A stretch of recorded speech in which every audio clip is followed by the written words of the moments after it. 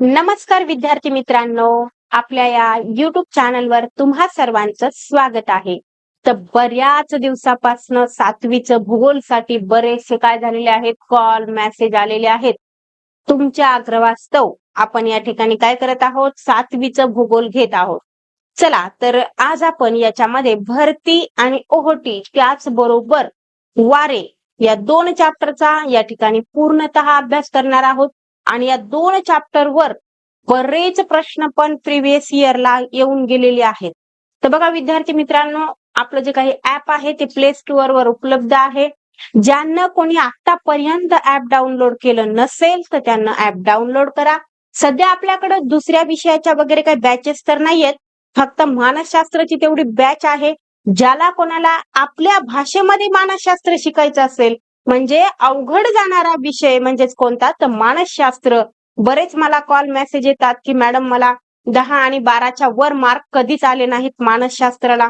असे जर कोणी असतील तर त्यांना कळकळीची विनंती आहे, जर तुम्हाला हे अवघड वाटणारा विषय आपल्या भाषेमध्ये अगदी सोपा करून सांगितला जात आहे, आणखीनही वेळ गेलेली नाही. आणि पुन्हा विशेष असं आहे की आपण काय असं लाईव्ह येऊन कोणाच्या कमेंट वगैरे घेत त्यामध्ये टाइमपास करत नसतो. आपला जो काही वेळ आहे तो सर्वतः म्हणजे पूर्णतः वेळ सत्कारणी लावण्याचा प्रयत्न असतो. त्यामुळे रेकॉर्डेड बॅच असतात. अगदी तुम्ही त्याची स्पीड वाढवून कमी वेळामध्ये ते ज्ञान ग्रहण करू शकता. त्याचबरोबर पीपीटी वगैरे तुम्हाला फ्री मध्येच मिळत असते. त्याचबरोबर जे काही टॉपिक झाला की लगेच तुम्हाला त्या टॉपिक वाईज टेस्ट सिरीज पण मिळते.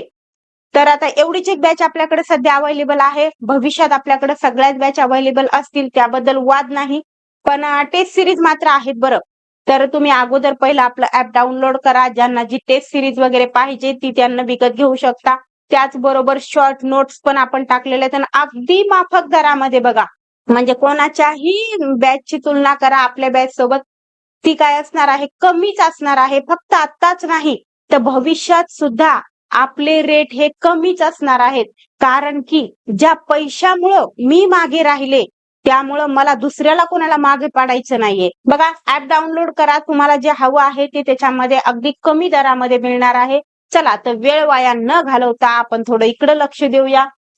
तर बघा विद्यार्थी मित्रांनो, परत आणखीन एक माझ्याकडे बरेच कॉल आणि मेसेज आले बघा की सिलेबस चेंज झाला, पॅटर्न चेंज झाला.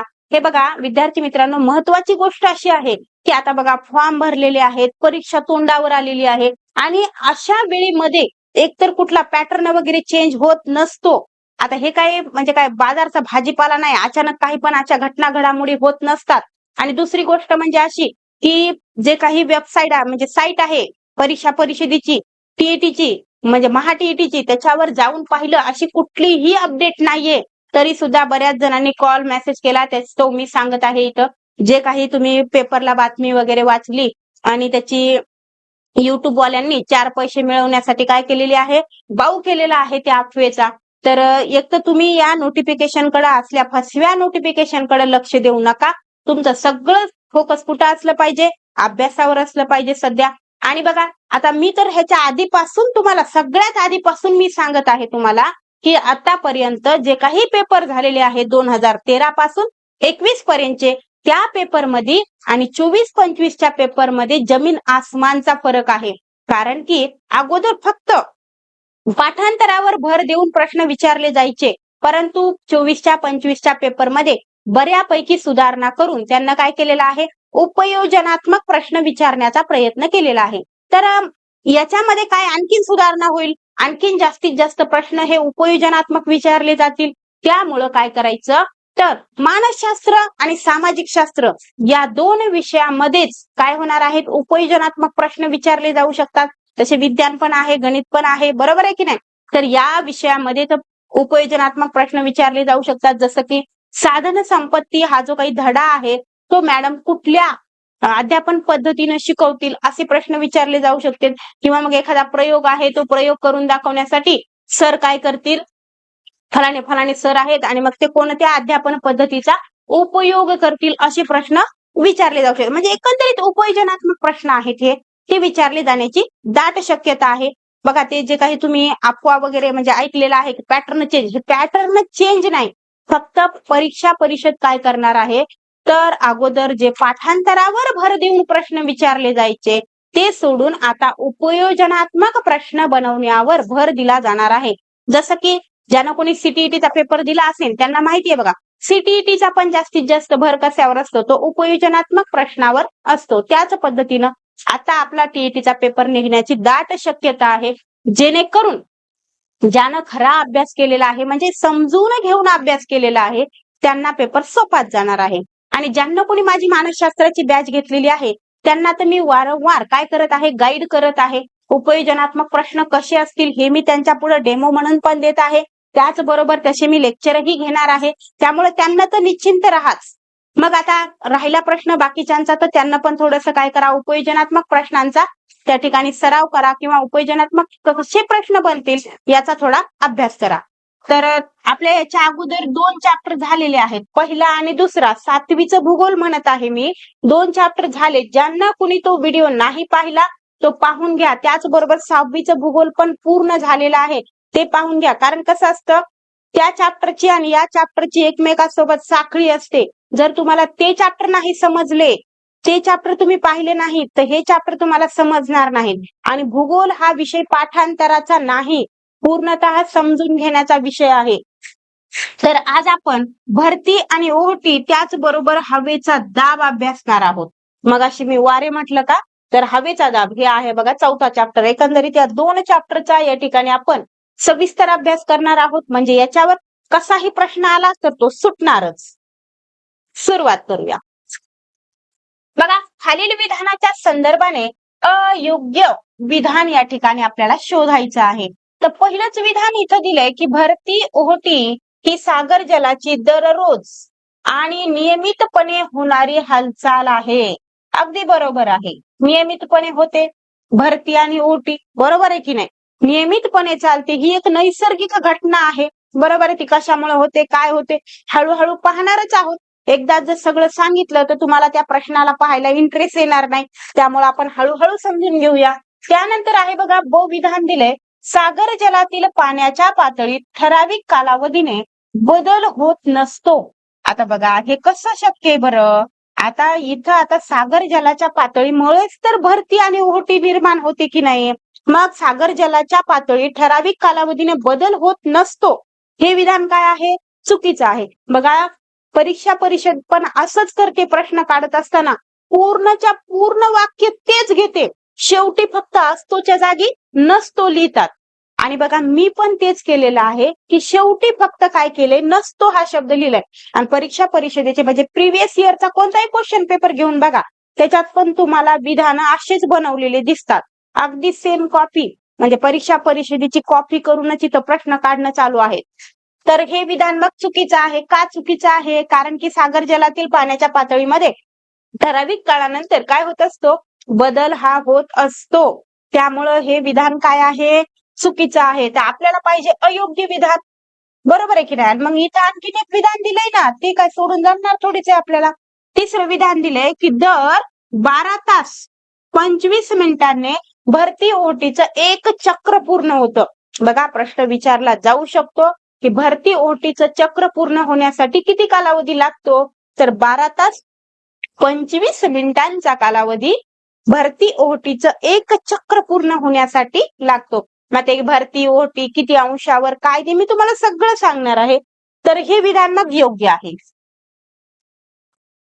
ओके, तर आपल्याला पाहिजे अयोग्य विधान, तर फक्त ब काय आहे, अयोग्य आहे. बघा इथं फक्त ब म्हणजे पर्याय क्रमांक 3. आता मी जे तुम्हाला सांगितलं की नाही तेच सगळं इथं लिहिलेलं आहे, बरोबर आहे का. इथं दाखवण्यासारखं काही नाहीये. मी तुम्हाला अगोदरही सांगितलं की जी काही सागर जलाची हालचाल आहे ही सगळ्या काय आहेत, नैसर्गिक घटना आहेत. त्याचबरोबर जे विधान होतं बघा, असतो नसतो, ते विधान इथं तुम्हाला दाखवायचं आहे मला. बाकी आणखीन इथं काय आहे बघा, थोडक्यात आपण जाणूनच घेऊयात ना. सागर जलाच्या हालचालींना आपण काय म्हणतो, तर भरती आणि ओहोटी. भरती म्हणजे माहितीये ना तुम्हाला की काय होतं, किनाऱ्याच्या जवळ म्हणजे पाणी आल्यासारखं होतं, आणि ओहोटीनं काय होतं, पाणी ओसरल्यासारखं होतं. आपल्या भाषेत सांगितलं तुम्हाला तर काही अपवाद वगळता जगभरातील सर्वच समुद्र किनाऱ्यावर अशा प्रकारची भरती आणि ओहोटी काय करत असते तर येत असते. भरती ओटी या नैसर्गिक घटना असून त्यामागे शास्त्रीय कारण आपण काय करणार आहोत समजून घेणार आहोत या चॅप्टर मध्ये. म्हणजे जसं की पृथ्वीचं म्हणजे गुरुत्वाकर्षण बल असन, सूर्य, चंद्र, पृथ्वी यांचं गुरुत्वाकर्षण बल असेल, त्याचबरोबर पृथ्वी जे काही स्वतःभोवती फिरते म्हणजे पृथ्वीच्या परिवलनामुळं केंद्रोत्सारी जे काही बल निर्माण होतं यामुळं सुद्धा भरती ओहोटी होते. तर तुमच्या लक्षात आलं असेल बघा, इथं भरती ओहोटी ही सागर जलाची दररोज आणि नियमितपणे होणारी हालचाल आहे असं एक विधान होतं बघा मगाशी. ते विधान काय आहे? योग्य आहे. त्यानंतर बघा, सागरातील पाण्याच्या पातळीत ठराविक कालावधीनं बदल होत असतो. मगाशी आपण काय होतं विधान? नसतो होतं बघा.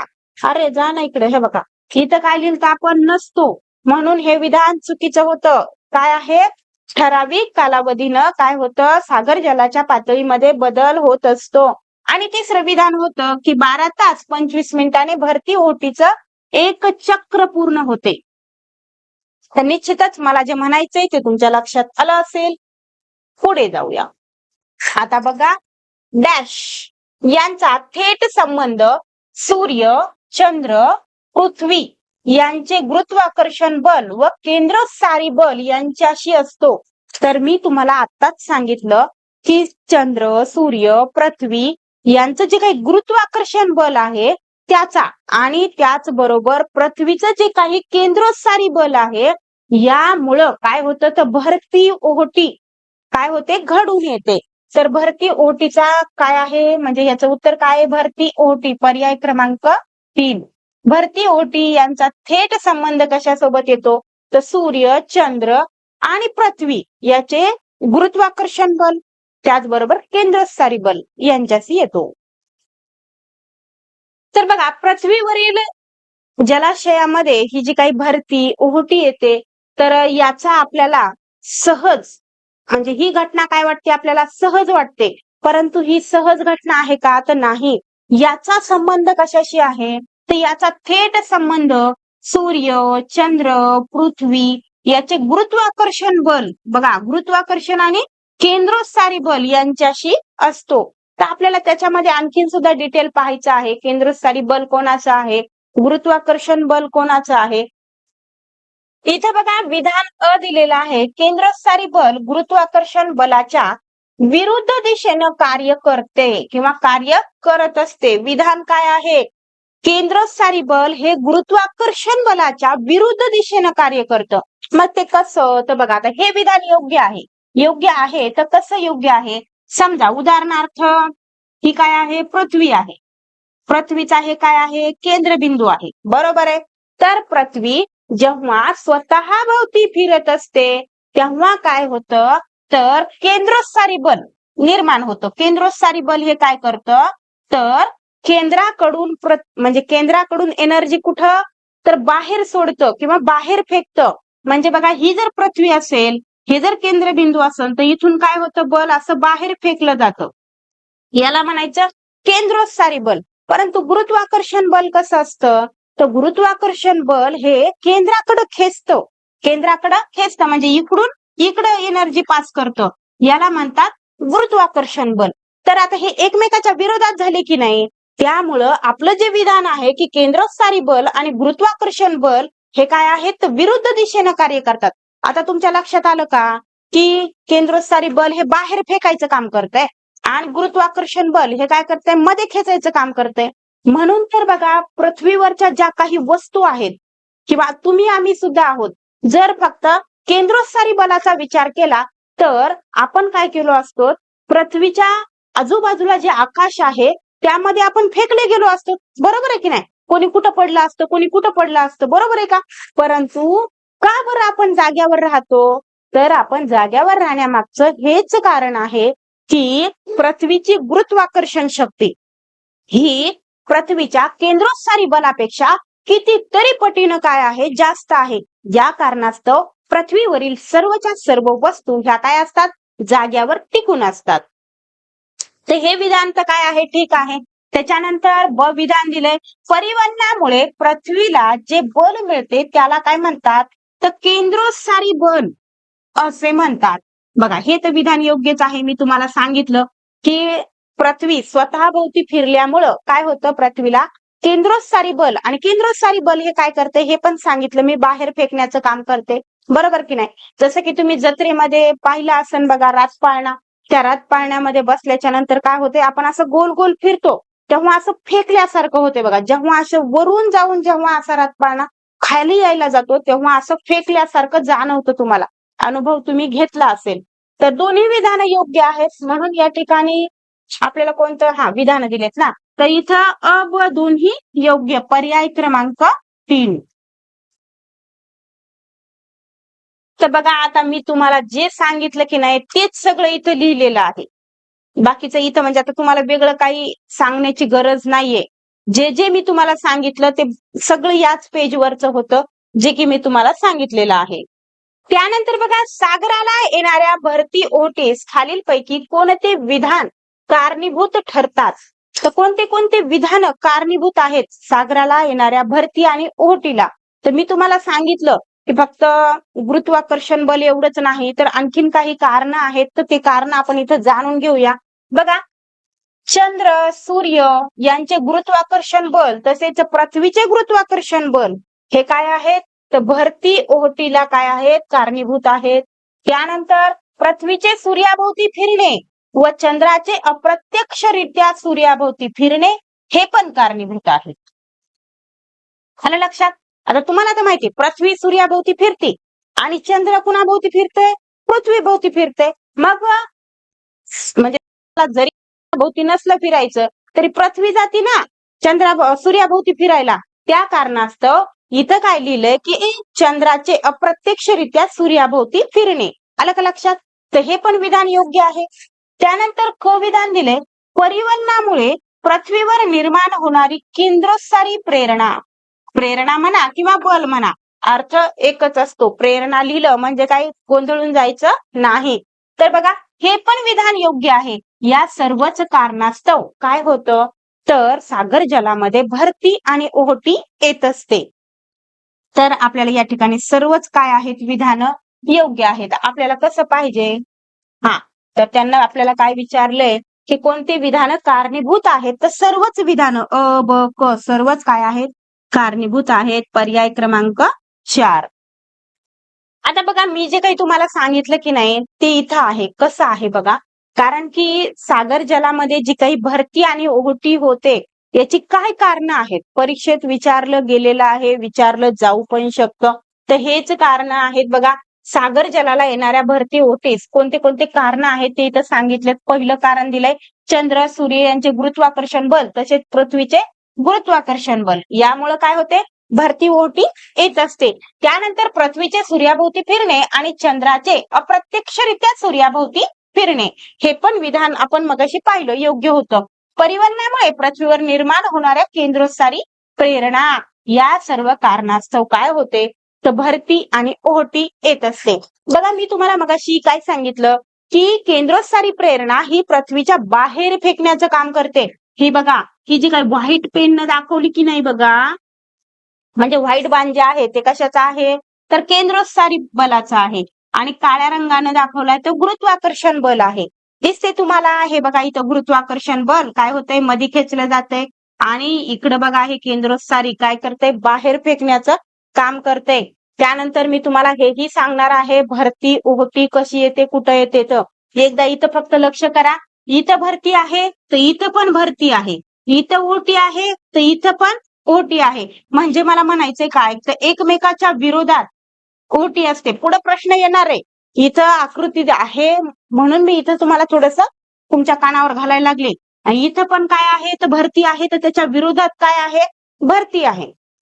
एवढं लक्षात ठेवायचं की ओहोटीच्या विरोधात ओहोटीच असते, भरतीच्या विरोधात भरतीच असते. उदाहरणार्थ इथं जर 0° असेल, बरोबर आहे, तर याच्या विरोधात इथं काय होईल, मग इथं 90° येईल, आणि याच्या विरोधात काय येईल, 180° येईल. आणि इथं 90° आहे तर इथून पुन्हा इथं 90 गेल्यावर किती येणार आहे, 270° येणार आहे. आणि इथं परत गेल्यावर इथं 360° येईल. बरोबर, तुम्ही ते कोणाचा वगैरे अभ्यास केलेला असेल, बरोबर आहे. तर अशा पद्धतीने एवढं फक्त इथं लक्षात राहू द्या, पुढे हे कामाला येणार आहे. आता बघा खालील विधानाच्या संदर्भाने अयोग्य विधान शोधा. कसं विधान पाहिजे? अयोग्य विधान पाहिजे. तर पहिलं विधान दिले बघा, चंद्रापेक्षा सूर्य पृथ्वीच्या अधिक जवळ आहे. आता मला सांगा तुम्ही, चंद्रापेक्षा सूर्य पृथ्वीच्या अधिक जवळ आहे. चुकीचं आहे ना हे विधान. हे विधान काय आहे? चुकीचं आहे. बरं, मी तुम्हाला एवढंच सांगते या विधानाबद्दल की बाबा हे सूर्य आहे, बरोबर आहे. तर सूर्य हा खूप मोठा आहे, बरोबर आहे. अशा कितीतरी पृथ्वी, कितीतरी चंद्र त्या सूर्यामध्ये मावतील, एवढा मोठा सूर्य आहे. मग तुम्ही म्हणाल किंवा छोट्या छोट्या लेकरांना पडायला पाहिजे हा प्रश्न, की चंद्र आणि सूर्य आपल्याला तेवढाले दिसतात, बरोबर आहे की नाही. तर याचं कारण काय आहे? इथं कुठेतरी आता ही पृथ्वी घेऊया आणि पृथ्वीच्या बाजूला कोण आहे? तर चंद्र आहे. आता चंद्र पृथ्वीच्या जवळ आहे ना, त्यामुळं चंद्र आणि सूर्य खूप मोठा आहे परंतु खूप दूर आहे. त्यामुळं तो आपल्याला काय दिसतो? तो चंद्रा एवढा दिसतो. त्यामुळं हे जे विधान आहे की चंद्रापेक्षा सूर्य पृथ्वीच्या अधिक जवळ आहे, हे विधान चुकीचं आहे. कारण काय आहे तर आपल्याला दिसलं इथं की कोण जवळ आहे? तर चंद्र जवळ आहे, बरोबर आहे की नाही. त्यानंतर ब विधान दिलंय, पृथ्वीवर चंद्राचे गुरुत्वाकर्षण बल सूर्याच्या गुरुत्वाकर्षण बलापेक्षा जास्त परिणाम करते.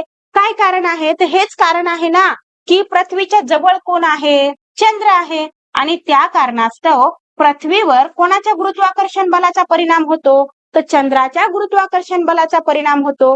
सूर्य खूप लांब असल्यामुळं सूर्याच्या गुरुत्वाकर्षण बलाचा परिणाम तेवढासा होत नाही. तर हे दुसरं विधान योग्य आहे.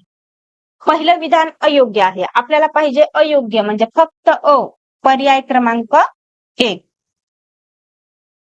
त्यानंतर बघा, मी आता तुम्हाला सांगितलेलीच माहिती इथं आहे की सूर्यापेक्षा चंद्र पृथ्वीच्या अधिक जवळ आहे. कोण जवळ आहे? तर चंद्र अधिक जवळ आहे. आणि त्यामुळं काय होते तर पृथ्वीवर चंद्राचे गुरुत्वाकर्षण बल हे सूर्याच्या गुरुत्वाकर्षण बलापेक्षा काय करतात? जास्त परिणाम करते. कोणाचे? चंद्राचे. आलं लक्षात? तर आपलं विधान त्या ठिकाणी कसं योग्य होतं, कसं अयोग्य होतं ते आपण इथं पाहिलं. आणि हे तर तुम्हाला माहितीच आहे की चंद्र, सूर्य आणि पृथ्वी यांच्या सापेक्ष स्थितीमुळं काय होतं तर भरती ओटी निर्माण होते वगैरे वगैरे, हे सगळं खाली सांगितलेलं आहे. आता इथं कथन काय दिले बघा, पृथ्वीवर ज्या ठिकाणी भरती येते त्याच्या विरुद्ध ठिकाणी ओहोटी येते. मी तुम्हाला मगाशी सांगितलं ना बरं, की समजा उदाहरणार्थ ही आहे पृथ्वी, बरोबर आहे. बरोबर. तर समजा उदाहरणार्थ इथं काय आहे? 0° आहे. आणि या 0°वर जर काय आली असेल? भरती आली असेल. तर याच्या विरुद्ध बाजूला म्हणजे इथं 180° काय येणार आहे?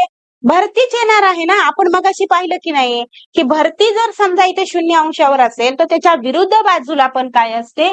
भरती असते. तर वरी विधानामध्ये काय लिहिलंय बघा, की पृथ्वीच्या ज्या ठिकाणी भरती येते त्याच्या विरुद्ध ठिकाणी काय येते म्हणे? तर उलटी येते. त्यामुळं हे विधान आहे बघा चुकीचं, बरोबर. त्याच्यानंतर कारण दिलंय याचं की हा पृथ्वीच्या केंद्रोत्सारी बलाचा परिणाम आहे. हे ठीक आहे. आपण मगाशी पाहिलं की भरती ओहोटीचे जे काही परिणाम आहेत, म्हणजे कोणत्या कारणाने भरती आणि ओहोटी येते, त्याच्यामध्ये हे पण कारण आहे की पृथ्वीचं केंद्रोत्सारी बल.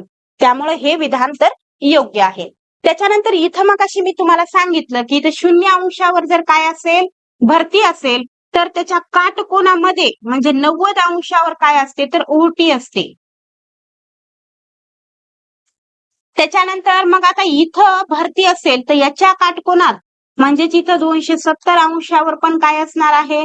ओहोटी असेल, बरोबर की नाही. तर आता तुम्ही ही डायग्राम नीट लक्षात ठेवायची, जेणेकरून आपल्याला कसाही फिरवून प्रश्न विचारला तर मार्क जाता कामा नयेत. म्हणजे इथं आपलं उत्तर काय येणार आहे? तर कथन काय आहे? अयोग्य आहे. कथन अयोग्य आणि कारण कसं आहे? तर योग्य आहे. कथन अयोग्य आणि कारण योग्य, म्हणजे पर्याय क्रमांक 2. बघा, ज्यावेळी 0° व 180° रेखावृत्तावर भरती असेल, बघा आता प्रश्न त्याच्यावर विचारला बरं, की 0° आणि 180° रेखावृत्तावर भरती असेल तेव्हा डॅश व डॅश म्हणजे कुठं कुठं काय असेल? कोणत्या कोणत्या रेखावृत्तावर ओहोटी असेल असा प्रश्न या ठिकाणी विचारण्यात आलेला आहे. मगाशीच मी तुम्हाला सांगितलं की 0° काय असेल, जर समजा भरती असेल 180° भरती असेल तर ओहोटी कुठं कुठं असणार आहे, तर 90° ओहोटी असणार आहे आणि 270° पण ओहोटी असणार आहे. म्हणजे इथं बघा पर्याय क्रमांक 1 आपलं उत्तर आहे. आता तेच सगळं इथं सांगितलेलं आहे. काय सांगितलंय की ज्यावेळी 0° रेखावृत्तावर भरती असते त्यावेळी त्याच्या विरुद्ध बाजूला किंवा त्याच्या विरुद्ध दिशेला म्हणजेच कुठं तर 180° रेखावृत्तावर काय असणार आहे, भरती असणार आहे. मग तसा आपल्याला प्रश्न विचारण्यात आलेला इथं खाली आणि त्याचं उत्तर आपण पाहिलेलं आहे. म्हणजे काय विचारले बघा, त्याच वेळी रेखावृत्तांना काटकोन स्थितीत काय असते तर ओहोटी येत असते. मग आपण पाहिलं ना काटकोन स्थिती वगैरे, बरोबर की नाही. इथं जर समजा 0° असेल तर काटकोनामध्ये काय असणार आहे 90°. म्हणजे इथं जर भरती असेल तर इथं काय येणार आहे ओहोटी. आणि हे जे काही चक्र आहे हे पुढे चालूच राहणार आहे भरती ओहोटीचं. त्यानंतर बघा विधान अ आहे, अष्टमीच्या दिवशी येणाऱ्या भरतीला उधाणाची भरती असे म्हणतात. तर हे विधान जे आहे ते चुकीचं आहे. कारण की अष्टमीला येणारी जी काही म्हणजे एक प्रकारे भरती असते ती भागाची भरती असते. कारण की अष्टमीला ही नेहमीपेक्षा भरती कशी असते, लहान असते. लहान असेल तर तिला भागाची भरती म्हणतात, मोठी असेल तर तिला उधाणाची भरती असं म्हणतात. आणि मोठी भरती ही अमावस्या आणि पौर्णिमेला येते, ते आपण पुढे सविस्तर पाहणार आहोत. परंतु इथे विधान काय दिलंय, अष्टमीच्या दिवशी येणाऱ्या भरतीला उधाणाची भरती म्हणतात. हे विधान काय झालं तर चुकीचं आहे. त्यानंतर ब विधान दिलंय, अमावस्या व पौर्णिमेला, बघा अमावस्या व पौर्णिमेला येणाऱ्या भरतीला भागांची भरती असं म्हणतात. तर हे विधान पण चुकीचं आहे. कारण की कसं झालंय मी तुम्हाला सांगितलं ना, अमावस्याला आणि पौर्णिमेला जी काही भरती येते तिला उधाणाची भरती म्हणतात. कारण की अमावस्याला आणि पौर्णिमेला ही नेहमीच्या पेक्षा मोठी भरती येत असते म्हणून तिला उधाणाची भरती म्हणतात. आणि अष्टमीला ही नेहमीपेक्षा लहान भरती येते म्हणून तिला भागाची भरती म्हणतात. बघा हे खूप महत्वाचं आहे, याच्यावर परीक्षेत प्रश्न येऊन गेलेले आहेत. आणि त्यामुळं आपल्याला हे लक्षात ठेवायचं की अष्टमीला भागाची भरती असते आणि अमावस्या व पौर्णिमेला उधाणाची भरती असते. दोन्ही विधान चूक आहेत. तर बघा इथं विधान अ ब दोन्ही अयोग्य. पर्याय क्रमांक 4. तर बघा विद्यार्थी मित्रांनो, आपल्याला हा जो काही भूगोल विषय आहे तो समजून घेण्याचा विषय आहे.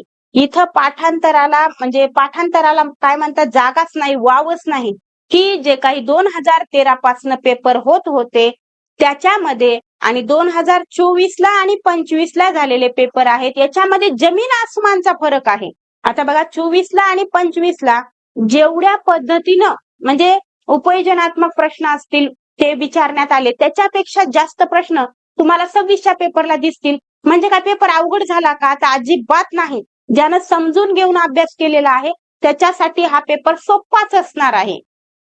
म्हणजे मानसशास्त्राचं म्हणणं कसं आहे की कुठली गोष्ट पाठ करायची नाही, पाठांतरावर भर द्यायचा नाही, काय करायचं समजून घ्यायचं. आणि त्यासाठीच ही जी पद्धती आहे ती फक्त विद्यार्थ्यांसाठी नाही तर विद्यार्थ्यांना शिकवणाऱ्या शिक्षकांसाठी सुद्धा उपयुक्त आहे. त्यामुळं परीक्षा परिषदेनं याच्यामध्ये चेंज करण्याचं ठरवलं असावं. आणि उपयोजनात्मक प्रश्नाचे उत्तर हे कधी पण कसे द्यायचे तर पॉझिटिव्ह द्यायचे. तर याच्यावर आपण वारंवार तुम्हाला काय करूया, सजेशन देतच राहूया. चला तर मग पुढे बघूया. आता मी जे तुम्हाला सांगितलं की नाही तेच आहे भरती आणि ओहोटीचं. मी तुम्हाला म्हटलं की अमावस्याला आणि पौर्णिमेला काय असते, भरती मोठी असते, बरोबर आहे. त्याच्यानंतर अष्टमीला ही काय असते, नेहमीपेक्षा लहान असते. तर हेच सांगायचं आहे, जेव्हा मोठी भरती असते तर तिला म्हणतात उधाणाची भरती आणि जेव्हा नेहमीपेक्षा लहान भरती असते तिला म्हणतात भागांची भरती. तर आता हे तुम्ही 2 प्रकार लक्षात ठेवायचे. भरती ओहोटीचे 2 प्रकार पडतात, ते असे पडतात. आता बघा भरती ओहोटीच्या वेळी पाण्याच्या पातळीतील फरकास भरती ओहोटीची डॅश म्हणतात. तर भरती ओहोटीची जे काही म्हणजे पाण्यामध्ये फरक पडतो की नाही तर तिला म्हणतात भरती ओहोटीची कक्षा. बघा छोटे छोटे म्हणजे दिसायला कसं वाटते की हे प्रश्न येईल का, परंतु असे प्रश्न आलेले आहेत. बघा विद्यार्थी मित्रांनो, शक्यतो ज्याच्याकडे कोणाचं लक्ष नाही असेच प्रश्न उचलले जाण्याची शक्यता आहे. त्यामुळं खूप सोपं आहे म्हणूनही त्याच्याकडे काय करू नका, दुर्लक्ष करू नका. खूप अवघड आहे म्हणूनही त्याच्याकडे दुर्लक्ष करू नका. आणि दुसरी गोष्ट म्हणजे अशी, मनातून जी काही टीईटीची भीती आहे ती पहिली अगोदर तुम्ही काय करा, दूर सारा. आपल्याला कुठं 150 पैकी 150 मार्क घ्यायचेत, आपल्याला कुठं मेरिट मध्ये यायचंय, आपल्याला फक्त 90 प्लस घ्यायचेत, एवढंच लक्षात ठेवायचं. 90 प्लस तर काही घेणं काहीच अवघड नाही. कारण की ह्या वेळेस कसं झालेलं आहे, ते सुट्ट्या वगैरे आलेल्या आहेत. आता फक्त एवढाच राहिला प्रश्न, कोणाचे लग्न सण, बाकीचे आता सणवार तर नाहीतच, लग्नाचा वगैरे कार्यक्रमाचा वगैरे प्रश्न आहे. तर एवढं वर्ष सगळं अवॉइड करा ना. सगळं आपलं तन मन धन जे आहे ते सगळं कोणाला अर्पित करा, टीईटीला अर्पित करा. बरोबर आहे की नाही? निश्चितच मार्ग निघणार आहे. आणि दुसरी गोष्ट बघा, एक लई महत्वाची गोष्ट आहे, जे काही निगेटिव्ह माइंडचे लोक आहेत की नाही त्यांच्यापासून मात्र दूर राहा. आता आपल्याकडे वेळ राहिलाय जवळपास 1.5 महिन्याचा. या 1.5 महिन्या म्हणजे आतापासून, मी सांगितल्यापासून ते परीक्षेपर्यंत या निगेटिव्ह लोकांच्या संपर्कात यायचं नाही.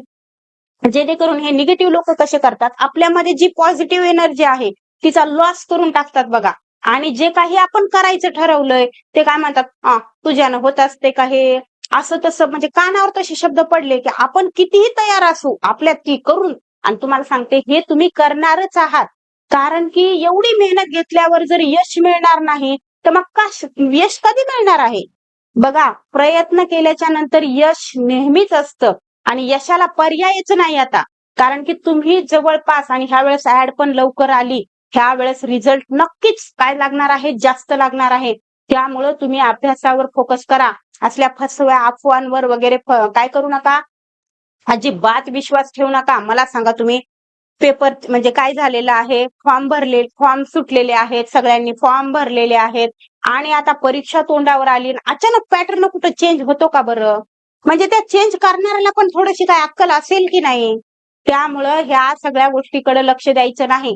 आपल्याला माहितीये पेपरला येणाऱ्या किती बातम्या म्हणजे खऱ्या असतात. आणि दुसरी गोष्ट, हे युट्यूब वाले बघा, 4 पैसे मिळवण्यासाठी उगाच छोट्या छोट्या गोष्टीला काय करतात, उगा असं मोठं बाऊ करून दाखवतात.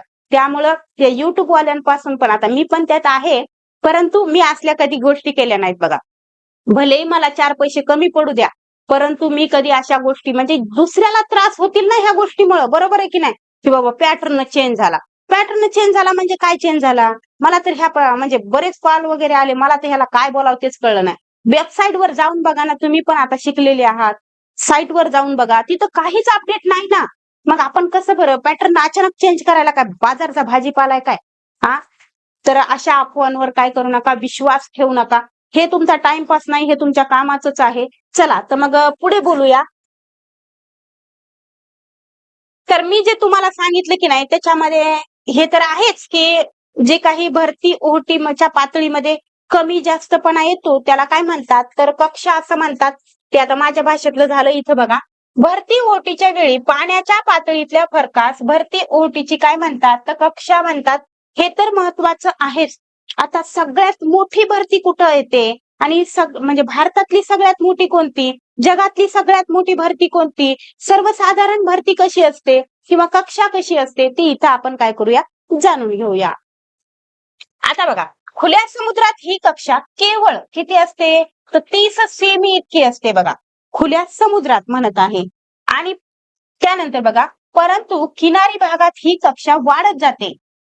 भारतीय द्वीपकल्पाच्या किनारी भागात बघा, भारतीय द्वीपकल्पाच्या किनारी भागात ही कक्षा सुमारे किती असते, तर 100 ते 150 सेमी एवढी असू शकते. कुठं, तर भारतीय द्वीपकल्पाच्या किनारी भागात म्हणत आहे मी. आता इथं बघा, इथं काय सांगितलंय, जगातील सर्वाधिक कक्षा फंडीच्या कुठं असते, तर उपसागरात असते. सर्वाधिक कक्षा कुठं असते, तर फंडीच्या उपसागरात असते. आणि हे ठिकाण कुठं आहे, तर इथं दिलंय बघा, उत्तर अमेरिकेच्या ईशान्येस. आणि सर्वात जगातील बघा, जगातील सर्वात मोठी कक्षा कुठं असते, तर फंडीच्या उपसागरात असते. आणि किती असते, तर इथं दिलंय बघा, 1600 सेमी ही सगळ्यात जास्त. बघा, कमीत कमी इथं 30 सेमी इतकी असते. आणि जास्तीत जास्त म्हणजे जगातील सर्वात जास्त म्हणत आहे तर ती 1600 सेमी आहे. आणि भारताचा जर विचार केला तर इथं बघा, भारतातील सर्वात मोठी भरती ओटीची कक्षा कुठं आहे तर खंबातचे आखात. कुठं आहे? खंबातचे आखात. आणि किती आहे असं जर विचारलं तर 1100 सेमी एवढी आहे. म्हणजे भारतामध्ये कुठं आहे, कोणती आहे, हे सगळंच म्हणजे माहित आहे का तुम्हाला? हे फार फार महत्वाचे डब्बे असतात बघा. आणि याच्यावर बघा, तुम्ही प्रिव्हियस इयरचे कोणतेही क्वेश्चन पेपर घेऊन बघा, जास्तीत जास्त प्रश्न याच्यावर विचारतात. आणि काही काही शहाणे कसे असतात, वाचत बी असताना हे डबे फार सोडूनच देतात. त्यामुळे असा लॉस करून घेऊ नका. बघा, इथं काही म्हणजे असं कोणी लहान नाही, कोणी मोठं नाही, आपलं नातं हे गुरु शिष्याचं आहे. त्यामुळं माझं फोकस तरी तुमची टीईटी निघाव याच्यासाठी माझी तळमळ असणार आहे. भले म्हणजे असं काही विचार नाही माझा की ह्या वेळेस काय माझ्या बॅचेस नाहीत, काय नाही तर, आणि मग पुढच्या ह्या वेळेस तुमची टीईटी नाही निघावी आणि पुढच्या वर्षी माझ्या बॅचेस वगैरे पडतील आणि मग मी तुम्हाला शिकवून टीईटी काढीन, असा अजिबात हेतू नाही. कोणाचंही चांगलं असावं त्यासाठी मी सांगते. आणि पुन्हा दुसरी एक गोष्ट बघा, जर तुम्ही कोणाच्याही बॅच घेतल्या असतील तर लाईव्ह जाऊन लेक्चर करू नका. लाईव्ह जाऊन लेक्चर करण्यामध्ये खूप वेळ बर्बाद होतो. मला फक्त हे बघा कसं आहे माहितीये का, बोलणं कडू वाटतंय परंतु हे खरं आहे. आणि नेहमी काय असतंय, खरं ते माणसाला कडूच लागते. त्यामुळे मी सांगायला लागले की तुम्ही काय करा, जरी कुणाच्या बॅच घेतलेल्या असत्या तर रेकॉर्डेड मध्ये जाऊन काय करा, फुल स्पीडवर काय करा ते बघून घ्या. आणि थोडाफार वेळ काढून काय करा, वाचत पण चला. कारण नुसतं ऐकण्यावरच हे सगळं होणार नाहीये. तुम्ही पाहिलं असेल ना मानसशास्त्रामध्ये, ऐकून ज्ञान किती मिळतंय, पाहून ज्ञान किती मिळतंय. त्यामुळं माझी कळकळीची विनंती आहे, वेळात वेळ काढून कमीत कमी 2 ते 3 तास तरी तुम्ही थोडंसं वाचन ठेवा. हे बघा, बरेच जण आहेत असे की बॅच घेतली म्हणजे तुम्ही पास होणार अशी काही फुल टू गॅरंटी नसते बघा. वर्गामध्ये शिक्षक सर्वांना शिकवतात, परंतु पहिला नंबर येणारा एकच विद्यार्थी असतो. बरोबर आहे की नाही? त्यामुळं मी कोणत्या शिक्षकालाही नावं ठेवत नाही. शिक्षक हा ज्ञानदान करण्याचं काम करतो खरं, परंतु जे काही पुढची प्रक्रिया करायची असते ती विद्यार्थ्यांनाच करायची असते. त्यामुळं परीक्षेला सामोरे तुम्ही जाणार आहात, फक्त मला मार्गदर्शन करायचं आहे एवढंच. कारण कसं आहे बघा, बाकीचे जेवढे काही असतील ना शिकवणारे, माझ्यासारखे ऑफलाईन असतील किंवा ऑनलाईन असतील, परंतु त्यांना काय तुम्हाला मार्गदर्शन करतही असतील, परंतु त्यांना तुम्हाला शिकवतात हे फक्त तुम्हाला शिकवण्यासाठी अभ्यास करतात. परंतु विद्यार्थी मित्रांनो, मी टीईटी असो किंवा सीटीईटी असो, त्याचा मी स्वतः अभ्यास केलेला आहे. मी स्वतः परीक्षा दिलेल्या आहेत. त्यामुळं मला कोणताही विषय तर शिकवता येणारच आहे. त्याचबरोबर ही तयारी करताना काय अडचणी येतात, माणूस कोणीकडे वाहतय, हे सगळं मी फेस केलेलं आहे, म्हणून मी तुम्हाला हे सांगत आहे. जर तुम्ही यदा कदाचित कुणाच्या बॅच वगैरे घेतल्या असतील, फक्त एवढं माझं म्हणणं आहे की फक्त तुम्ही ऐकत राहून किंवा फक्त व्हिडिओ पाहिले म्हणजे तुमचा अभ्यास होणार नाहीये. तुम्हाला वेळात वेळ काढून वाचन पण करावं लागणार आहे. चला तर मग आता पुढे बघूया. इथं बघा विधान अ दिले, जगातील सर्वाधिक कक्षा फंडीच्या उपसागरात आहे. आत्ताच आपण पाहून आलो, म्हणून हे विधान तर योग्यच आहे. त्यानंतर ब विधान दिले, भारतातील सर्वात मोठी भरती ओटीची कक्षा खंबातचे आखात येथे आहे. आत्ताच पाहिलं आपण, म्हणजेच हे पण विधान काय आहे ते योग्य आहे. हे खंबातचा आखात लक्षात ठेवा. त्याच्यानंतर ही फंडी लक्षात ठेवा, कारण इथं जगातील सर्वात मोठी भरती ओटीची कक्षा आहे. कुठं? फंडीच्या उपसागरामध्ये. कुठं आहे? फंडीच्या उपसागरात. मग किती आहे ते पण लक्षात ठेवा. फंडीला आहे बघा 1600 सेमी, बरोबर. त्याच्यानंतर खंबातच्या आखात जे आहे तिथं आहे बघा 1100 सेमी. हा, तर मग आपलं उत्तर राहिलं बघा काढायचं. तर इथं दोन्ही विधान काय आहेत? योग्य आहेत, बरोबर. अ ब दोन्ही योग्य. पर्याय क्रमांक 3. आता हे जाऊन म्हणजे ह्याला उदाहरण म्हणजे काय दाखला देण्याची तर गरज नाहीये ना, कारण आपण आत्ताच पाहून आलो. फक्त ते सेमीच आहे का? हा, सेमीच आहे बघा. उगा एकक वगैरे चुकलं तर पुन्हा यायचे मला 10-12 मेसेज, है की नाही? बघा, खालील पैकी कोणता भरती ओहोटीचा परिणाम नाही? आता भरती ओहोटीचे परिणाम पण आपल्याला माहित पाहिजेत, बरोबर आहे की नाही? हे बघा विद्यार्थी मित्रांनो, हा जो काही चॅप्टर आहे तो पहिला पेपर देणाऱ्यांसाठी आणि दुसरा पेपर देणाऱ्यांसाठी व्हेरी व्हेरी इम्पॉर्टंट. नेहमी नेहमी प्रश्न विचारले जातात. आणि बघा दुसरी गोष्ट, आता उपयोजनात्मक प्रश्न कसे बनतील याच्यावर पण थोडं फोकस करा. मी तिकडे मानसशास्त्राची माझी ज्यांना बॅच घेतली मी त्यांना नेहमी गाईड तर करतच आहे.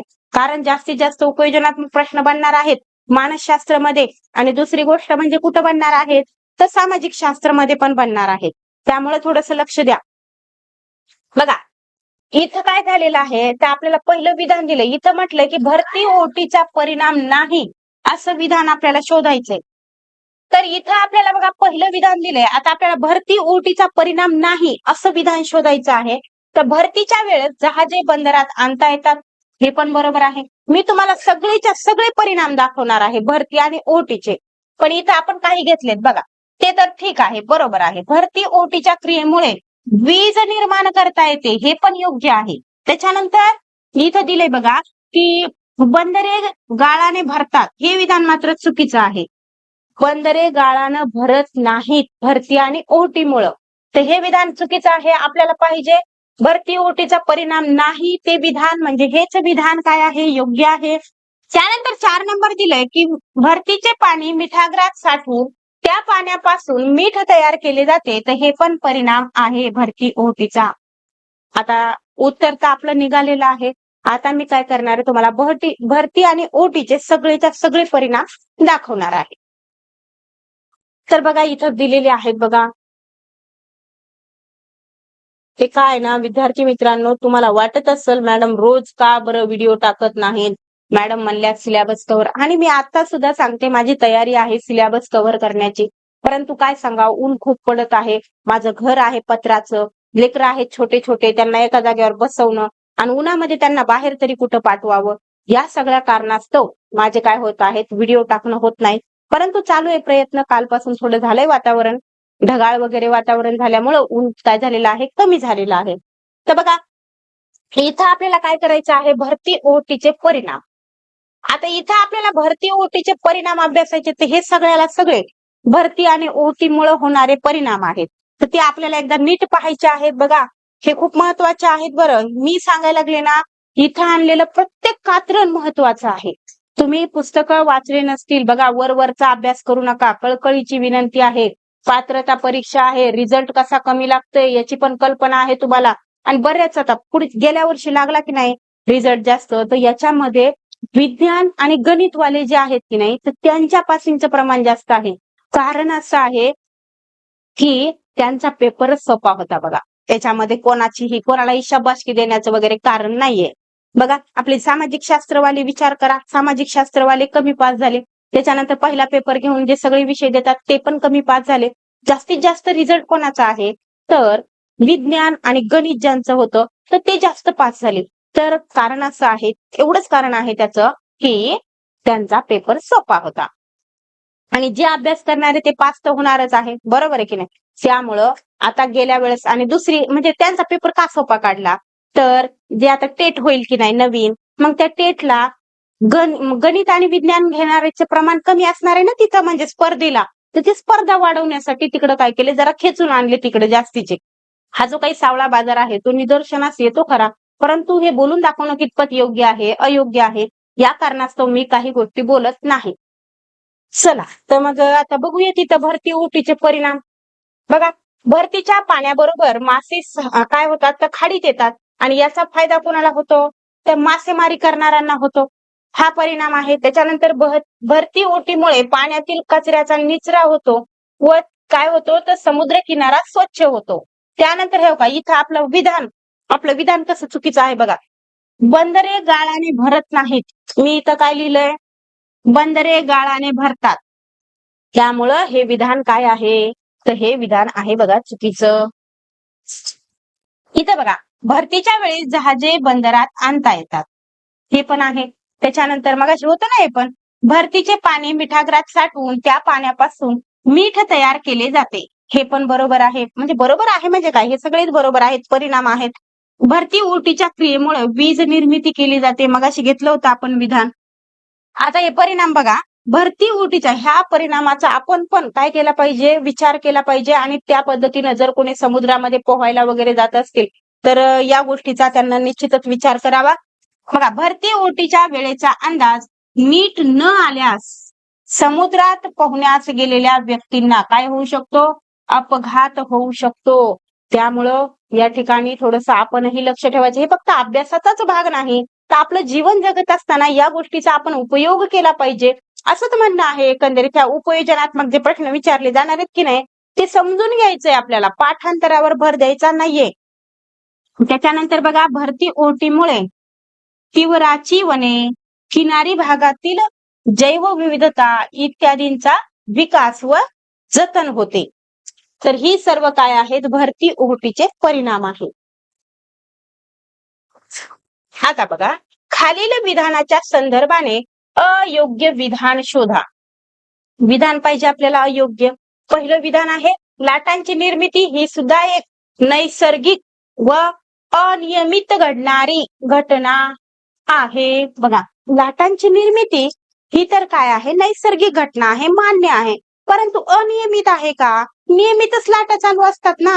हे विधान इथपर्यंत काय होतं, योग्य होतं. परंतु अनियमित घटना म्हटल्यामुळं हे विधान काय झालं, तर चुकीचं झालं. बघा, ब विधान दिले, लाटेच्या उंच भागाला शीर्ष व खोलगट भागाला द्रोणी असे म्हणतात. हे मात्र बरोबर आहे विधान. तर आपल्याला पाहिजे अयोग्य विधान. तर अयोग्य कोणतं आहे, तर फक्त अ, पर्याय क्रमांक 1. आता बघा, हे इथं सांगायचं. आता ते लाटा ह्या नैसर्गिक आहेत वगैरे हे तर सांगण्याची गरज नाही. त्या काय आहेत, नियमित म्हणजे घडणारी घटना आहे. बरोबर आहे. फक्त इथं तुम्हाला सांगायचं काय, की मला वाऱ्यामुळे सागरी जल उचलली जाते आणि त्याच्या समोर खोलगट भाग तयार होतो. म्हणजे हे बघा, ही बघा अशी लाट आहे.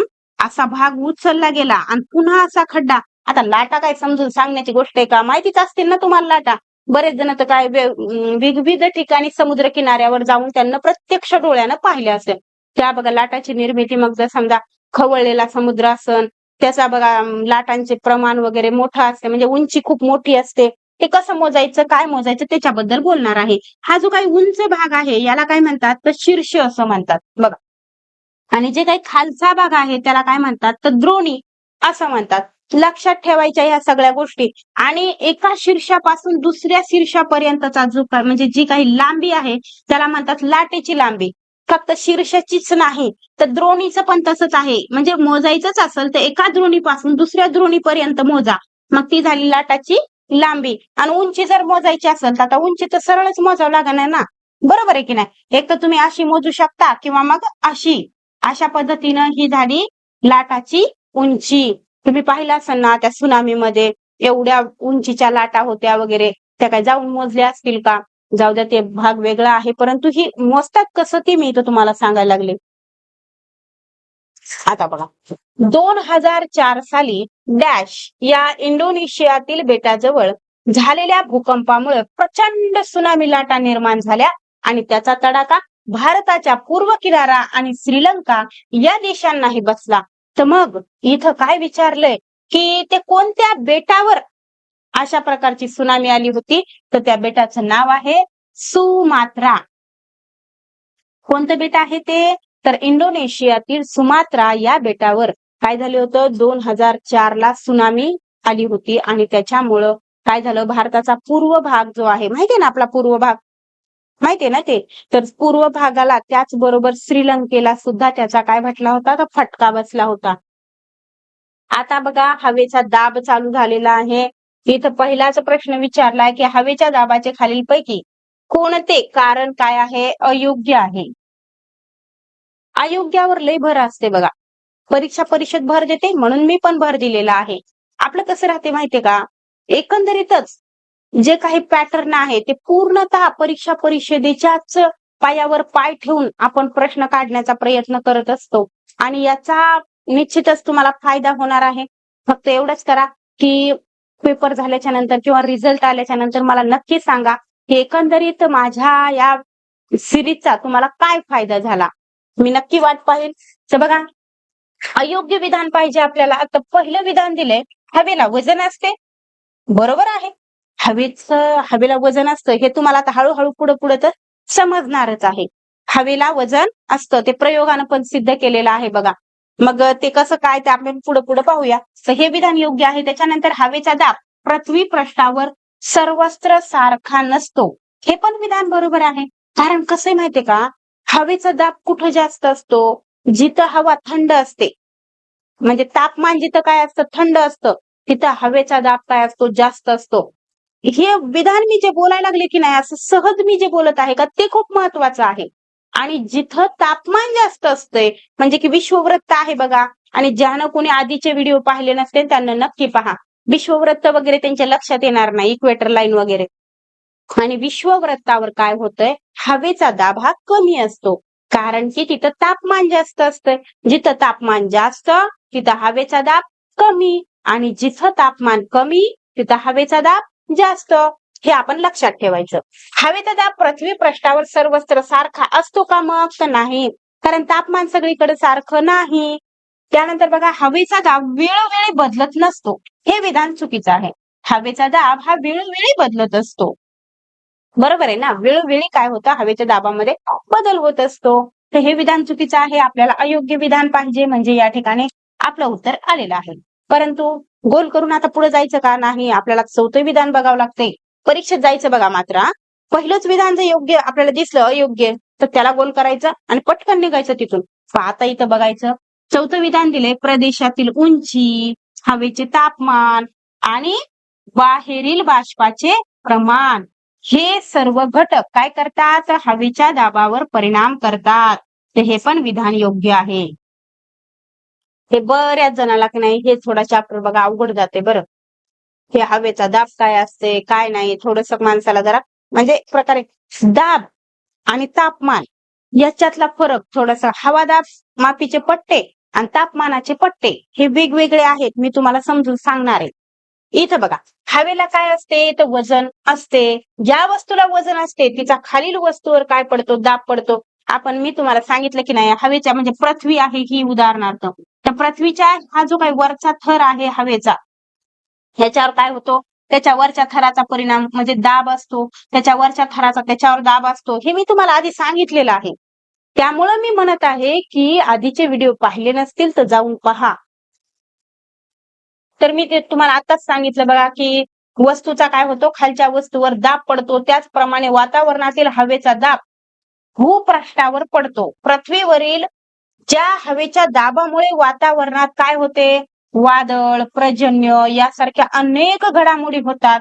आणि याचीच काही कारण आपल्याला दिलेली आहेत. हवेच्या दाबामुळेच काय झालं होतं बघा, गेल्या वर्षी पावसाळ्यामध्ये खूप पाऊस पडू लागला बघा.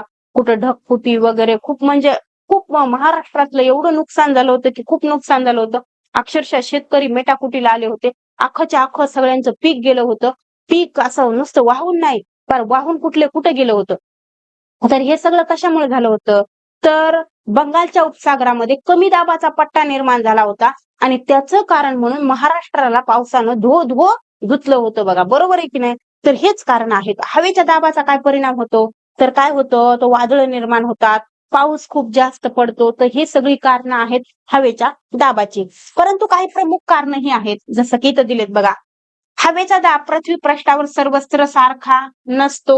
मगाशी विधान आलं होतं ना, हवेचा दाब वेळोवेळी बदलत असतो. बघा, परीक्षा परिषद पण असंच करते, शेवटचा प्रश्न असतो त्या जागी नसतो करते. आणि मी पण तसंच केलं बघा इथं. हे बघा, बरोबर आहे. हवेचा दाब वेळोवेळी बदलत नसतो लिहिलंय, परंतु बदलत असतो तो. बरोबर आहे की नाही? बघा, प्रदेशाची उंची, हवेचे तापमान आणि बाष्पाचे प्रमाण हे घटकही हवेच्या दाबावर काय करतात? परिणाम करतात. तर हवेच्या दाबाचे परिणाम आपण लक्षात ठेवायचे. जाऊयात पुढे.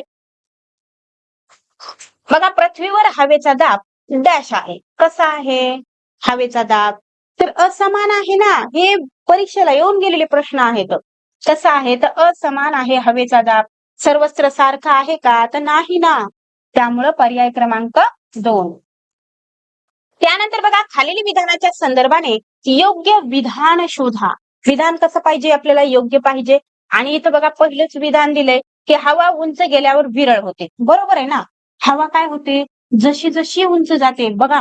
हे पण मी तुम्हाला समजून सांगितलेलं आहे की पृथ्वीच्या म्हणजे पृथ्वीमध्ये काय आहे, गुरुत्वाकर्षण शक्ती आहे. ती फक्त वस्तूवरच नाही, तर ह्या वायूवर सुद्धा परिणाम करते. आणि जी काही आजूबाजूची हवा आहे, जे काही ऑक्सिजन, कार्बन डायऑक्साईड वगैरे वगैरे जे काही वायू आहेत, त्यांना काय करते, जवळ अशी खेचून धरते. तर वर जर गेलं तर काय होते, हवा विरळ होते. तर हे विधान योग्य आहे. त्याच्यानंतर बघा हवेचा दाब मिलीग्राम मध्ये मोजतात. अगदी हे काय आहे विधान चुकीचं आहे, कारण की हवेचा दाब मिलीबार मध्ये मोजतात. हे मी तुम्हाला दाखवणार आहे, ते पुढे थोडं कारण पुढे गेले, पण मी तुम्हाला दाखवणार मात्र नक्की. तर आपल्याला पाहिजे योग्य विधान, तर फक्त हे काय आहे योग्य आहे. पर्याय क्रमांक 1. त्यानंतर बघा जेथे तापमान जास्त असते तेथे हवेचा दाब, आता मी तुम्हाला बोलत बोलत सांगितलं हवेचा दाब कसा असतो, कमी असतो. इथं बघा पर्याय क्रमांक 1. जिथं तापमान जास्त तिथं हवेचा दाब कमी. त्यानंतर बघा 5° उत्तर आणि 5° दक्षिण अक्षवृत्तादरम्यान डॅश दाबाचा पट्टा आहे. कोणत्या दाबाचा पट्टा आहे, तर मी तुम्हाला सांगते 0° 5° उत्तर असेल की 5° दक्षिण असेल, खाली असेल किंवा वरी असेल, तर तिथं विश्ववृत्तीय कमी दाबाचा पट्टा आहे. कोणता? विश्ववृत्तीय कमी दाबाचा पट्टा आहे. तर हे बघा इथं विश्ववृत्तीय कमी, इथं फक्त कमी लिहिलंय, ते दाबाचा पट्टा पुढे गेलाय तिकडं. तर हे विधान आपलं योग्य आहे, तेव्हा हे आपलं ऑप्शन बरोबर आहे. आता इथं बघा, हे बघा दिसतंय का तुम्हाला, हे 5° उत्तर वरी आहे म्हणजे उत्तर. हे बघा हे आहे उत्तर दिशा, बरोबर, ही आहे दक्षिण दिशा. तर 5° दक्षिण याच्यामध्ये कोणता पट्टा आहे, तर विश्ववृत्तीय कमी दाबाचा पट्टा आहे. आता हे तर आपल्याला परीक्षेत म्हणजे प्रश्न आला म्हणून आपण बघितलं, परंतु हे पण लगेच पाहून घ्या की 25° ते 35° दरम्यान कोणता पट्टा आहे, तर मध्य अक्षवृत्तीय जास्त दाबाचा पट्टा आहे. बरोबर आहे, जास्त दाबाचा पट्टा आहे. पुन्हा इथं उपध्रुवीय कमी दाबाचा पट्टा आहे बघा 55 ते 65 दरम्यान. बरोबर. त्याच्यानंतर हे बघा इथं ध्रुवावर कसा आहे, तर ध्रुवीय जास्त दाबाचा पट्टा आहे आणि तेच तिकडं पण आहे. ध्रुवावर जास्त दाबाचा पट्टा आहे आणि त्याच्यानंतर इथं उपध्रुवीय कमी दाबाचा पट्टा 65 ते 55 आणि 35 ते 55 म्हणजे 25 ते 35 ला काय आहे, तर मध्य अक्षवृत्तीय जास्त दाबाचा पट्टा. हे पूर्वीय वारे पश्चिमीय वारे ते पण आपल्याला समजून घ्यायचं आहे. जसे प्रश्न येतील तसं मी सांगते, एकदाच सगळी खिचडी होऊन जायची. त्यामुळे थोडंसं मी काय करते, स्वतःला पण म्हणजे मला पण राहत नाही बघा, मला असं दिसलं की वाटते कधी सांगू की, पण मी थोडंसं आवरते, कारण की एकदाच सगळं सांगितलं असं एकदाच फेकलेलं जमत नाही ना. ज्ञान हे कसं असतं, तर पायरी न द्यायची गोष्ट असते, बरोबर आहे की नाही. त्यामुळं बघा खालीलपैकी नाही योग्य विधान कोणते, तर कोणते विधान आहे मग योग्य, तर इथं बघा पहिलं विधान दिले की समशीतोष्ण कटिबंधातून वाहणाऱ्या वाऱ्याला पश्चिमी वारे म्हणतात. विधान कसं आहे, योग्य आहे ना. आता आपण पाहिलं पण, मी तुम्हाला दाखवलं पण असतं, पण तिथं काय होत्या, मला 2 डायग्राम पाहिजे होत्या. समशीतोष्ण म्हणजे पट्ट्याची पण डायग्राम पाहिजे होती आणि वाऱ्यांची पण डायग्राम पाहिजे होती. तर मी आता इकडे पुढे घेऊन आलेली आहे बघा. तर हे विधान योग्य आहे. त्याच्यानंतर काय म्हटलंय, उपध्रुवीय कमी दाब पट्टा 55° ते 65° उत्तर व दक्षिण अक्षवृत्तादरम्यान असतो. तर हे पण विधान योग्य आहे. एकंदरीतच दोन्ही विधान योग्य आहेत. पर्याय क्रमांक 3. आता हे योग्य कसे आहे, तर तुम्हाला इथं समजावून सांगते. इथं काय म्हटलं होतं, समशीतोष्ण कटिबंधातून वाहणाऱ्या वाऱ्याला काय म्हणतात, पश्चिमी वारे असं म्हणतात. हे बघा हे काय आहे, समशीतोष्ण कटिबंध प्रदेश आहे. इथं बघा दिसतंय तुम्हाला पश्चिमी वारे. समशीतोष्ण कटिबंधामध्ये पश्चिमी वारे वाहतात, मग ते खाली असोत की वरी असोत असं समजून घ्यायचं. आलं लक्षात. समशीतोष्ण कटिबंधामध्ये कोणते वारे वाहतात, तर पश्चिमी वारे वाहतात. आता पुढे वारे हा चॅप्टर आहेच, त्याच्यामध्ये तुम्हाला स्थानिक वारे, मतलई वारे, खारे वारे असं तुम्हाला सविस्तर समजून सांगणार आहे. तर हे झालं की लगेच लागलीच आपल्याला ते व्हिडिओ पण मी घेऊन येणार आहे. आता वेळ करणार नाही अजिबात. तर त्यामुळे बघा समशीतोष्ण कटिबंधामध्ये पश्चिमी वारे वाहतात हे आपण लक्षात ठेवायचं. आणि त्याच्यानंतर उष्ण कटिबंधामध्ये कोणते वारे असतात, उष्ण कटिबंध कुठं असतं माहितीये ना, इक्वेटर लाईन, विश्ववृत्त. तर विश्ववृत्तावर काय होतं, तर पूर्वीय वारे वाहतात. दिसतायत तुम्हाला हे बघा. पहिले आधी बघा उष्ण कटिबंधावर, ह्याला दुसरी पेन घेऊ का, घेतेच, कळी घेऊया. हा हे बघा उष्ण कटिबंधावर कोणते वारे, तर पूर्वीय वारे वाहतात. आता इथं एकदा आलोच आहोत तर सगळंच समजून घेऊया. त्याच्यानंतर पुढे जर विचार केला, शीत कटिबंधात कोणते वारे वाहतात, तर शीत कटिबंधामध्ये ध्रुवीय वारे वाहतात. हे बघा कुठं दिले, तर इथं दिलेत बघा. हे बघा इथं ध्रुवीय वारे. शीत कटिबंधामध्ये ध्रुवीय वारे वाहतात. समशीतोष्ण कटिबंधामध्ये पश्चिमी वारे वाहतात. त्याच्यानंतर विचार केला की उष्ण कटिबंधामध्ये पूर्वीय वारे वाहतात. आता हे आपण पाठच करून टाकायचं, लक्षातच ठेवायचं. त्यानंतर हे लक्षात, इकडे लक्ष दिलं का तुम्ही? ही जी काही डायग्राम आहे ती काय आहे? कटिबंध म्हणजे तापमान पट्ट्याची आहे. आणि ही कशी आहे? तर ही हवादाब पट्ट्याची आहे बघा. तर इथं बघा, आपण इथं पाहिलं बघा की हे जे काही तापमानाचे पट्टे आहेत की नाही, तर ते सलग असतात बघा. कसे सलग असतात? इथं उष्ण आहे, इथं समशीतोष्ण आहे, इथं शीत आहे, बरोबर. त्याच्यानंतर इकडं पण खाली पण पाहिलं तर त्याच पद्धतीनं प्रोसेस होत असते. इथं उष्ण आहे म्हणजे इथं पण उष्ण आहे, इथं समशीतोष्ण आहे, इथं शीत आहे. म्हणजे तापमानाचा जो काही पट्टा आहे तो काय आहे? एकंदरीत सलग आहे, सलग असतो. परंतु हवादाब मापाचा पट्टा मात्र सलग नसतो. कारण कसं सलग नसतो? इथं बघा कमी दाबाचा पट्टा आहे, इथं जास्त दाबाचा पट्टा आहे, पुन्हा इथं कमी दाबाचा पट्टा आहे, पुन्हा इथं जास्त दाबाचा पट्टा आहे. मग सलग आहे का? तर नाही ना. इथं सलगता नाहीये. कुठं कमी व्हायले, कुठं जास्त व्हायले, कुठं कमी व्हायले, कुठं जास्त व्हायले.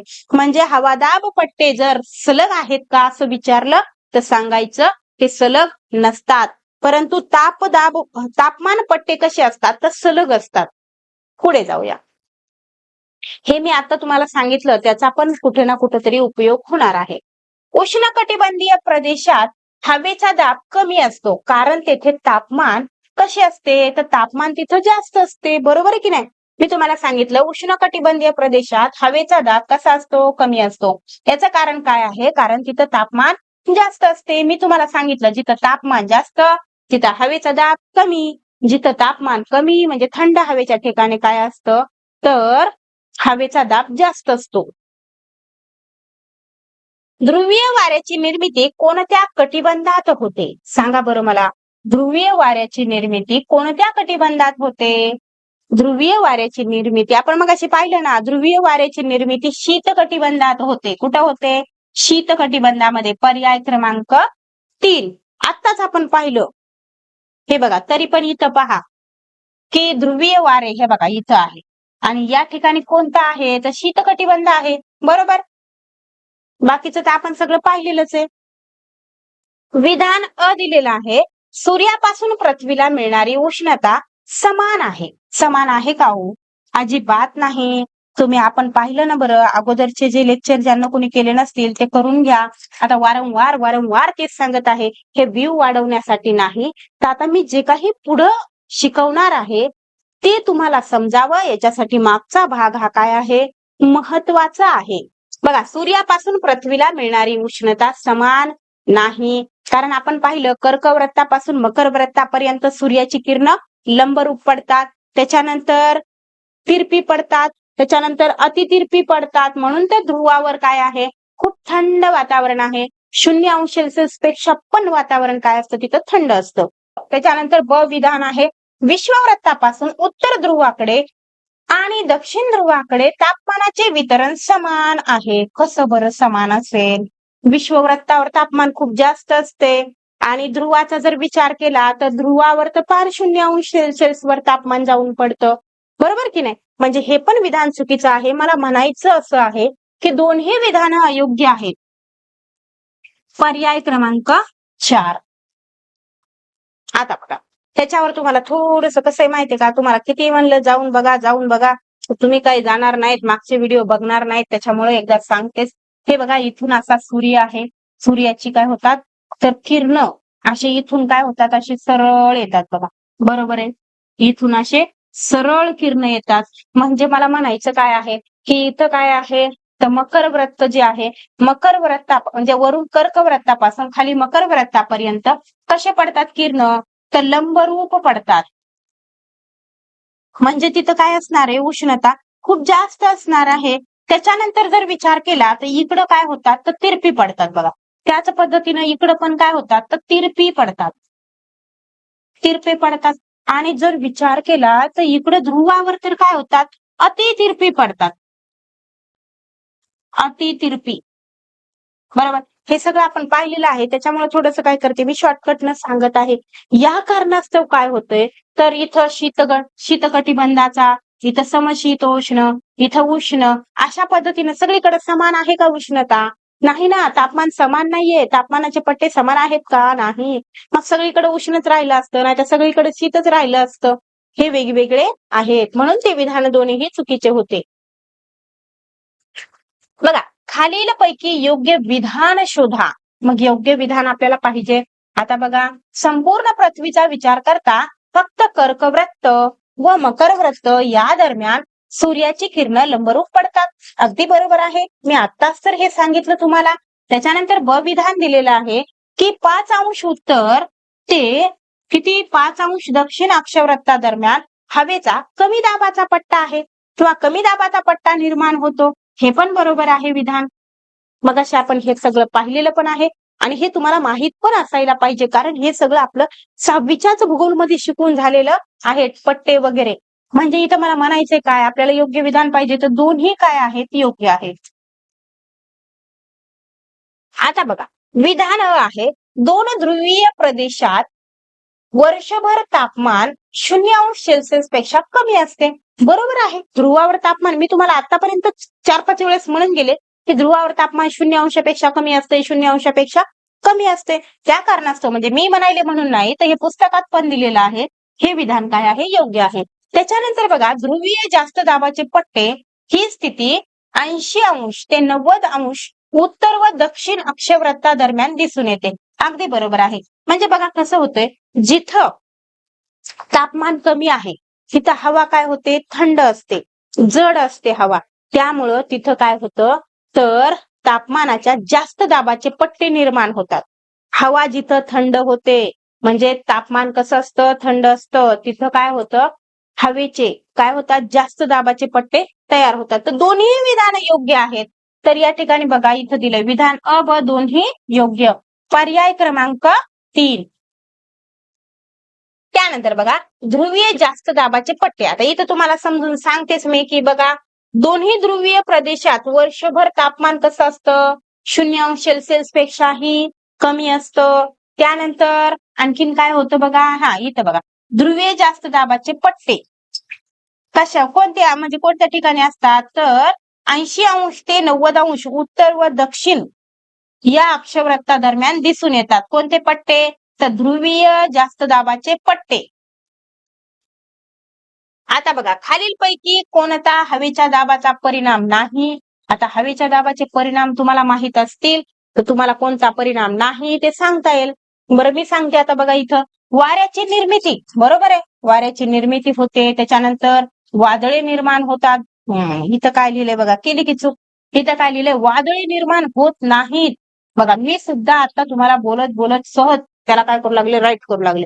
हे चुकीचं आहे ना. मी तुम्हाला सांगितलं नाही का, बंगालच्या उपसागरामध्ये कमी दाबाचा पट्टा निर्माण झाल्यामुळे काय झालं होतं, तर इथं काय सांगितलंय की दाबाचा परिणाम कोणता नाही किंवा नाही ते शोधा. हे बघा, हेच नाही, वादळे निर्माण होत नाहीत, वादळे निर्माण होतात दाबाच्या पट्ट्यामुळं. म्हणून हे विधान त्या ठिकाणी नाही, परिणाम नाही त्याचा. पर्याय क्रमांक 2 हे आपलं उत्तर आहे. त्याच्यानंतर तिसरं दिलंय बघा, आरोह पर्जन्याची निर्मिती होते. हे पर्जन्याचे प्रकार पण आपल्याला पाहिजे का, तर हो, बरोबर आहे. त्याच्यानंतर हवेच्या दाबाचा परिणाम शोषण क्रियेवर सुद्धा होतो. हे पण बरोबर आहे. आता इथं दिलेत बघा, हवेच्या दाबाचे खालील परिणाम आहेत. आता कोणते परिणाम आहेत ते आता बघा, वाऱ्याची निर्मिती होते, वादळे निर्माण होतात, आरोह पर्जन्याची निर्मिती होते आणि हवेच्या दाबाचा शोषण क्रियेवर परिणाम होतो. आलं लक्षात? तर हे आहेत हवेच्या दाबाचे परिणाम, जे की आपल्या परीक्षेच्या दृष्टीनं फार महत्वाचे आहेत. बघा, खालील विधानाच्या संदर्भाने अयोग्य या ठिकाणी आपल्याला विधान शोधायचं आहे. चुकीचं विधान पाहिजे. तर इथं पहिलं विधान दिलंय बघा, की तापमान पट्टे सलग नसून विश्ववृत्तापासून दोन्ही ध्रुवाकडे जाताना वेगवेगळ्या भागात आढळतात. तर मी तुम्हाला सांगितलं की नाही, तापमानाचे पट्टे कसे आहेत, सलग आहेत. आणि जे काही हवेच्या दाबाचे पट्टे आहेत ते सलग नाहीयेत. इथं विधानात काय सांगितलंय, तापमानाचे पट्टे सलग नाहीत म्हटलेलं आहे किंवा सलग नसून विश्ववृत्तापासून ध्रुवाकडे जाताना वेगवेगळ्या भागात आढळतात. हे विधान काय आहे, चुकीचं आहे. त्यानंतर बघा, दुसरं विधान दिलंय, हवादाब पट्टे सलग असून. आता हवादाबाचे पट्टे सलग नाहीत ना, कुठं जास्त कुठं कमी, कुठं जास्त कुठं कमी. मग सलग आहेत का? तर नाही येत ना सलग. म्हणून हे पण विधान काय आहे? चुकीचं आहे. इथं म्हटलंय सलग नसून विषुववृत्ताकडून ध्रुवाकडे जास्त तापमान ते कमी तापमान असे पसरलेले असतात. तर हे विधान पण चुकीचं आहे. एकंदरीत इथं बघा दोन्ही विधान काय आहेत? अयोग्य आहेत. ब दोन्ही अयोग्य. पर्याय क्रमांक 3. हा इथं दिसेल बघा तुम्हाला. हे बघा तापमान पट्टे सलग आहेत बघा. सलग असून विषुववृत्ताकडून ध्रुवाकडे जास्त तापमान ते कमी तापमान असे पसरलेले असतात. आणि हे बघा हवादाब पट्टे सलग नसून, हवादाब पट्टे सलग नाहीयेत. आपण ते चित्राच्या साह्यानं, मगाशी मी तुम्हाला आकृतीच्या साह्यानं पण दाखवलं. विषुववृत्तावर काय होते? कमी, पुन्हा जास्त, पुन्हा कमी, पुन्हा जास्त. म्हणजे ते सलग आहेत का? तर नाहीयेत. हे बघा हवादाब पट्टे सलग नसून कमी व जास्त दाबाचे क्षेत्र विषुववृत्तापासून दोन्ही ध्रुवाकडे जाताना वेगवेगळ्या भागात ते काय होतात? तर आढळतात. तर या ठिकाणी आपले दोन्ही विधान चूक होते. बघा समुद्र सपाटीवर हवेचा दाब हा डॅश मिलीबार एवढा असतो. किती मिलीबार एवढा असतो? समुद्र सपाटीपासून म्हणजे समुद्र सपाटीपासूनचा किंवा समुद्र सपाटीवरचा हवेचा दाब विचारलेला आहे. तो किती असतो? तर तो असतो बघा 1013.2 मिलीबार. बघा हवेचा दाब कशात मोजतात ते पण इथं आपल्याला माहित झालं. इथं दिले बघा समुद्र सपाटीवर हवेचा दाब हा 1013.2 मिलीबार एवढा असतो. हे पण बघा माहित आहे का तुम्हाला? छोटासा पॉइंट आहे परंतु महत्वाचा. समान हवेचा दाब असलेली ठिकाणे ज्या रेषेने नकाशावर जोडलेली असतात त्या रेषेला डॅश असं म्हणतात. तर काय म्हणतात त्या रेषेला? तर त्या रेषेला म्हणतात समदाब रेषा. पर्याय क्रमांक 2. आता हे तुम्हाला इथं दिलेलं आहे बघा. ही आहे समदाब रेषा. तर समान हवेचा दाब असलेली ठिकाणे ज्या रेषेनं नकाशावर जोडलेली असतात त्या रेषेला काय म्हणतात? समदाब रेषा असे म्हणतात. त्यानंतर बघा हवेचा दाब मोजण्यासाठी डॅश हे उपकरण वापरतात. तर कशामध्ये मोजतात बरं हवेचा दाब? तर बघा म्हणजे उत्तर समजायला सोपं आहे. हवा दाब मापी न काय करतात? तर हवेचा दाब मोजतात. तर बघा इथं तुम्हाला ते दिसणार आहे. तुम्हाला म्हणलं की नाही मी की हवेचा दाब मोजतात कशामध्ये? मिलीबार मध्ये मोजतात. ते बघा इथं सांगितलं. तर हवेचा दाब हा मिलीबार या एककामध्ये मोजला जातो. आणि त्यासाठी कोणतं उपकरण आहे? तर हवा दाब मापक हे उपकरण वापरले जाते. पृथ्वी पृष्ठाजवळ हवेच्या दाबाची नोंद या उपकरणाद्वारे मोजली जाते. त्यानंतर आणखीन एक महत्वाचं आहे म्हणजे एकंदरीत हा चॅप्टर इथं संपलं म्हणजे संपणारच आहे. परंतु हे माहित आहे का तुम्हाला? एक राहून जात होतं म्हणून मी इथं घेऊन आलेली आहे. तर इथं महत्वाचं काय आहे? तर बघा असे म्हटले जाते की सर्वसाधारणपणे प्रत्येक व्यक्तीच्या डोक्यावर असलेल्या हवेच्या स्तंभाचे वजन किती आहे? तर 1000 किलोग्राम एवढे आहे. जेणेकरून तुम्हाला विचारलं तर सांगता यावं. बाकीच्या सगळ्या या ज्या चॅप्टरशी रिलेटेड जे काही गोष्टी आहेत त्या आपण सगळ्याच्या सगळ्या घेतलेल्या आहेत. जेणेकरून या 2 चॅप्टरवर तुम्हाला कुठेही अडचण येणार नाही. लागलीच आपण याच्या नंतरचा पाठ घेऊन येणार आहे. तर भेटूया मग पुढच्या व्हिडिओमध्ये.